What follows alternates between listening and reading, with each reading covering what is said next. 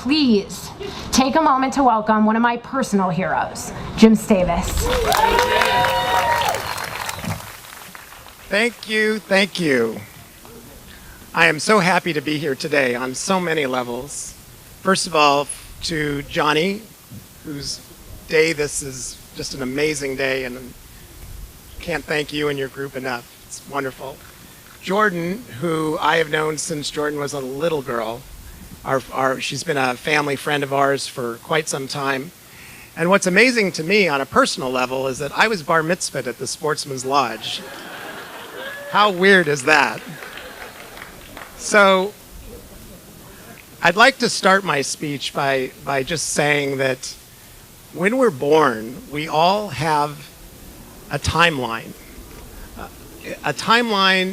that we don't know how long it's going to last.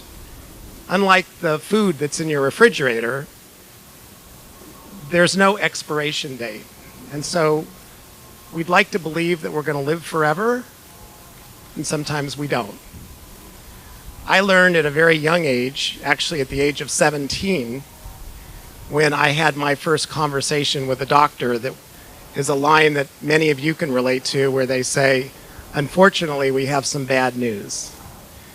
And for me, as a 17-year-old, kind of in the prime of my youth, it was extremely dramatic because the doctor said, you have juvenile type 1 diabetes, which I had no idea what that was, and you'll be lucky to live to the age of 50. And oh, by the way, your life will be characterized by kidney and heart failure, blindness, amputations, just a myriad of horrible things. So obviously I was pretty shaken, but I realized that I had a choice. And for me, the choice was, how am I going to deal with this? Am I going to basically become so despondent with depression that it won't allow me to enjoy my life? Or am I going to use it to motivate me to kind of get my life together, and hopefully medical technology would have an answer for me as I got older? Now, I also want to say to you that this was diabetes back in 1971. So if you were diagnosed today, the results would be wholly different. So I don't want to scare anybody if you're a diabetic or you have a family member that's diabetic. So anyway, I get this diagnosis. And the question was, how was I going to deal with it? And I realized that there's really two choices. You can either be hopeful or you can be hopeless. And I chose to be hopeful. I did everything within my power to be the best patient that I could be, to kind of get my life on the right track, in so many ways, not really knowing what lied ahead for me, especially in regards to that lifeline that I told you about earlier. So that's my first realization, is that you have a choice. You can choose hope, or you can choose not. You can hopeless. Second area is that hope is an action verb. It's been said that the universe doesn't care what you think, how you feel, how committed you are, because ultimately it's your actions that prove whether or not you can transform your life. So the key is you have to act. You can't just think about what you want. I've never known somebody that could think about losing weight just by thinking about it. So with that, I realized that you need to act. You need to get educated. You need to find the best doctors you can, or hospitals that you can. You have to do lifestyle changes. You have to perhaps change your diet. You have to take action. Maybe prayer. Prayer is a good one. That works too. So that was number 2. Number 3 is I realized that hope it's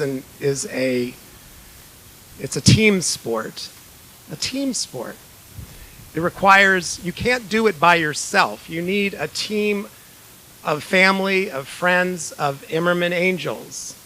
It's an incredible example of a team sport where it takes a village.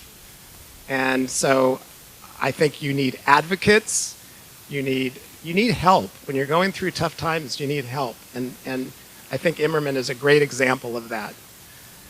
So anyway, I will take you back. This original story was the first doctor's office that I went to, and all of these forecasts of horrible things. And honestly, as 32 years later, as I was approaching the magic of age of 50, a lot of these things were happening. I was in congestive heart failure, and I was in kidney dialysis, and for me, it was a pretty bleak time.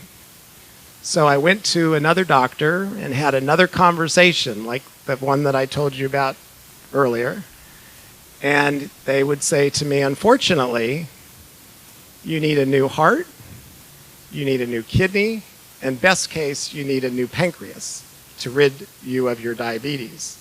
The only problem is we've never done that before, and this is Cedars-Sinai, which is a multi-organ transplant center. In fact, we don't know if it's ever been done before. And with that, I looked at him and said, I'm going to be your first one. And my wife looked at me like, what planet are you coming from? So I really believed that this was my destiny, that I was going to be the first one.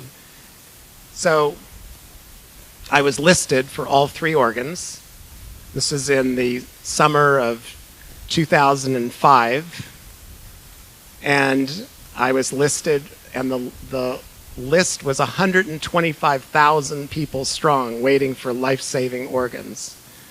Now, you may get frustrated when you have to wait in a long line at Starbucks for your lattes. That's a long, long line of people.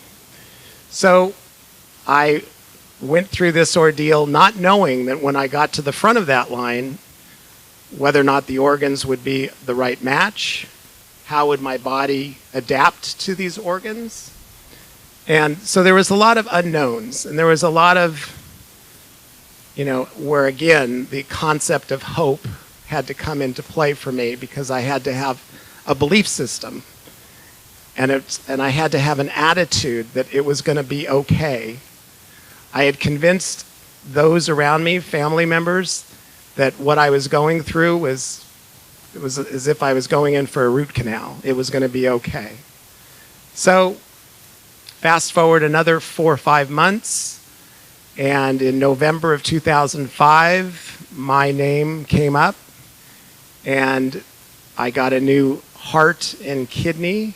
Took 20 hours surgery from a 17-year-old boy that had passed away in a tragic car accident. So, and then the year later, we came back and got a new pancreas from another donor. So I'm here 10 years later. Having said that I wasn't going to make it till 50, I just celebrated birthday number 60. And I'm happy to be in front of you today to tell this story. Thank you. So I'll leave you with one final story that kind of relates to the Immerman Angel logo that I see everywhere. When I went through this process, I got to know the donor family, which is rare, very rare. Only 2% of the time does the recipient get an opportunity to meet the donor family. So the mother and I would see one another a few times a year, and when we were in Lompoc, which is where they live, she was telling my wife and I about this statue for the Angel of Hope.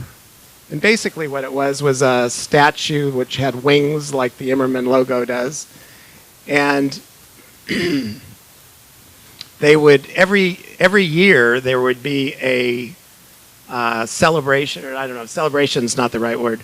It was more of a commemorative thing to remember the children that had been lost. And so each December 6th, people would come out with white roses and candles, and remember those children. And then I told the donor mother, my birthday is December 6th, and she nearly fainted.